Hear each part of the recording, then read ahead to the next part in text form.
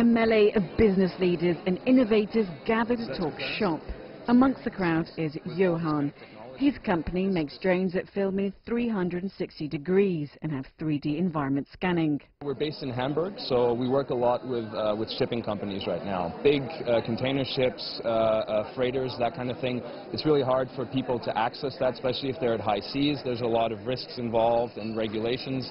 So for companies like that to give their clients, investors, a bit more of an insight in what they're doing and the products they're offering.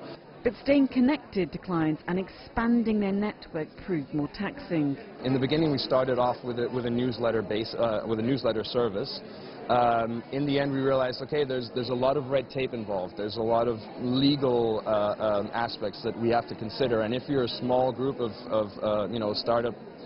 In a startup, it's hard to stay on top of all that kind of thing. So in the end, we basically decided against the newsletter service and said, okay, we're going to use social media more actively, because that way all that red tape, all those legal requirements are basically covered by using Facebook, by using LinkedIn. Johan may have found a unique solution, but for many companies there is pressure to plug any potential breaches in the way they store and use personal data.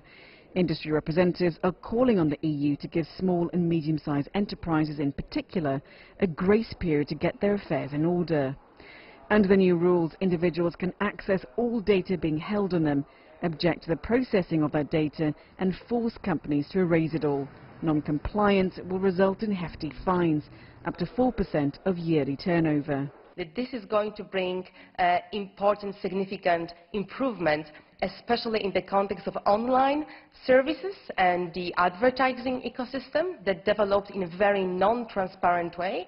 And as we have seen with Facebook case and very many similar cases, there are serious also political concerns around how this industry evolved. So now citizens will have a good chance of discovering how their data is collected by all those third parties hidden in the shadows.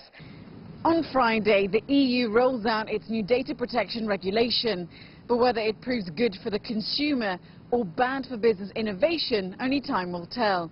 Mariam Zaidi, CGTN, Brussels.